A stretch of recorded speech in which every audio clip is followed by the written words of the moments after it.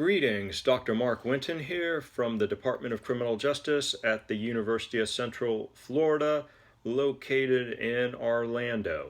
And what I'd like to do in this video is to, first of all, welcome you to the course that you're taking. I'm making this for several of my graduate classes, so I won't go into specifics for a particular course. We'll have individual videos in those courses.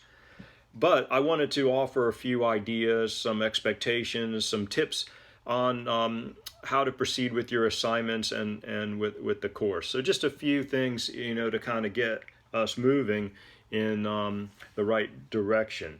One of the first things I'll mention, because I get that question a lot, is how long should my paper be?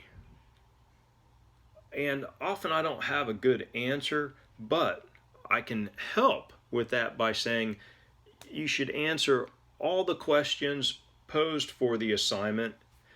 You should make sure that you've expressed yourself clearly and your paper is organized and that it's referenced appropriately and that you've offered more than just reciting some literature, but that you're integrating or synthesizing some ideas, you're trying to be innovative and build something new perhaps, or you're criticizing or critiquing a particular approach, or comparing or contrasting.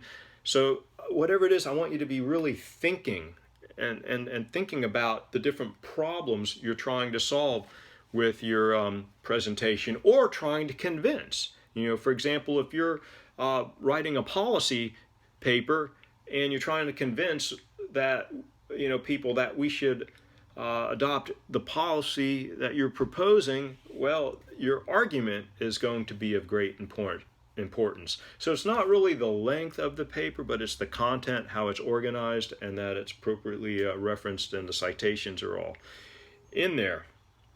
So that's important.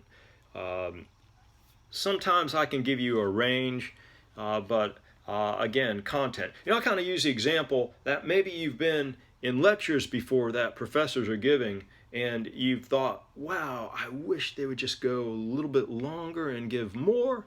Other times you said, wow, that was just the perfect length. Another time you say, my gosh, could they go on any longer?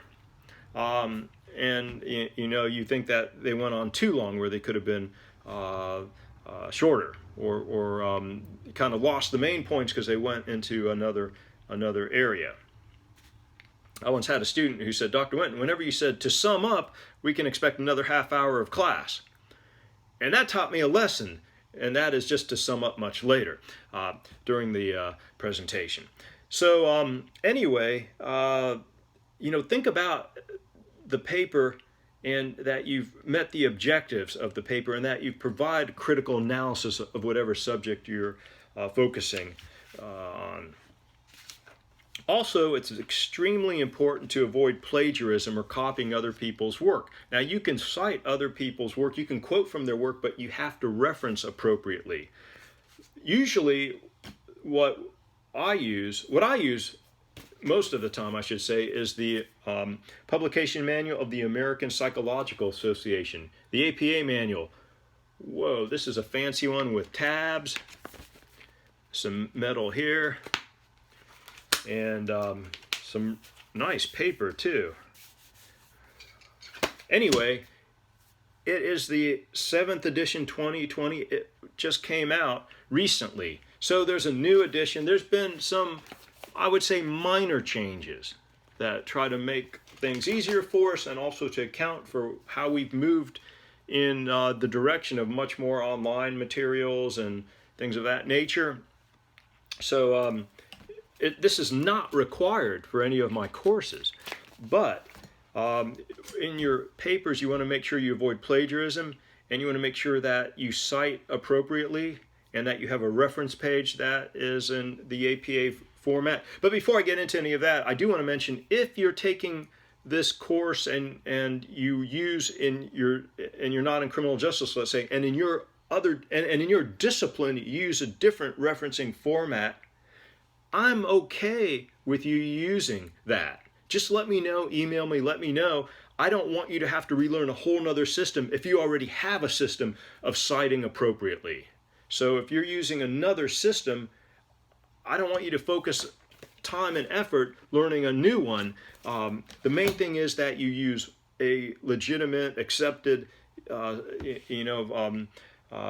formatting, style. So as I mentioned, I used APA. One thing that's great is our library has a wealth of resources for you, and I have a link on the website to APA materials from our library with some really good videos and other information. And also, if you look on the left-hand column of your web course, you'll see there's research help, library help, all that. We have excellent librarians who can assist you. And there's a wealth of information, online information. You can download all kinds of journal articles on the topics you're looking at, reports. You can download books as well. I mean, sometimes people are probably saying, wow, that's a $120 book. Wait, I can download it free of charge from UCF. Or you're interested in looking at that book, but you can't go to a library and get that book and check it out. You certainly don't want to purchase it just to take a quick look in it to see if it's something you want. You go to the library and you can get chapters of that or the entire book online, permanent PDF file, or for check out for a certain period of time, and you have access to that. So check that out. Another thing I would mention that, and also I have a link to the American Psychological Association, and they have a wealth of information about APA formatting. Even though they're selling the manual, they provide you, I think, enough information you need to successfully get the material cited appropriately for the course.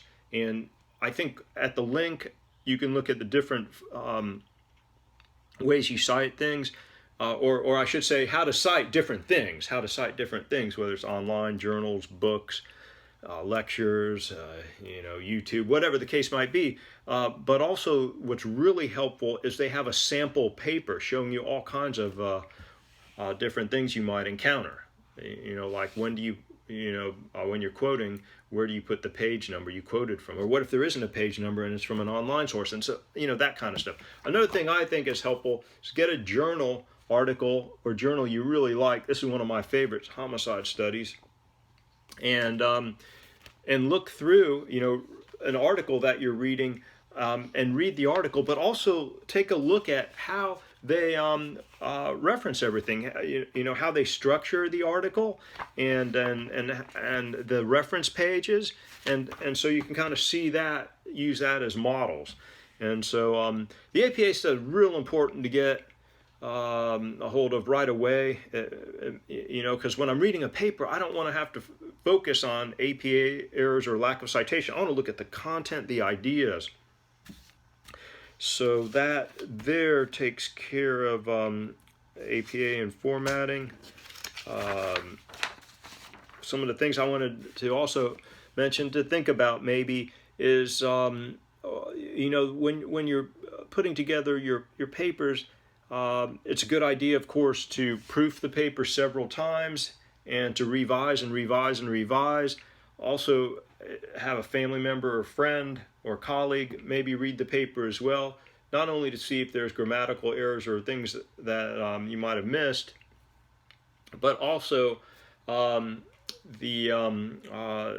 see if the ideas make sense, and it may make complete sense to you. I know, for example, when I write articles for publication or chapters in books, my spouse is kind enough to read several drafts, and she's a nursing professor, so she also understands the academic setting and publishing and all that. But she often catches grammatical errors I missed 7, 8, 9, 12, 15 times of revising or rereading, and so that's an issue. And also whether or not the ideas make sense. I've sent my articles before to family members and said, "What in the world are you talking about?" So, well, which part? And then I can kind of narrow it down, or to see how things flow and well organized logical progression. to be critical of work and to look at the limitations, also the strengths, and to see how we can put different pieces together. There's always going to be missing pieces to any research study, certainly. So hopefully these guidelines help you somewhat, and thinking about really in your presentation, think about your audience, think about your writing style. Certainly you're welcome to use the University of Central Florida Writing Center, and you can do all that online. You can consult with librarians online. We have a excellent support system, being a school that has a lot of a university that has a lot of researchers from different disciplines. We have just a wonderful amount of support, and so that can be helpful as well. And I'd rather have you just getting the APA stuff and citing the material and everything, and just kind of getting that down, and then focusing on your ideas, your paper, the research, the strengths, the weaknesses, becoming critical of it, and so on. So hopefully that helps a little bit. I'm trying to think if there's anything else I can say that might be helpful. But what I would, if you have any questions at all, email me. If you want me to look at your ideas or an outline about what you'd like to pursue with your paper, email me.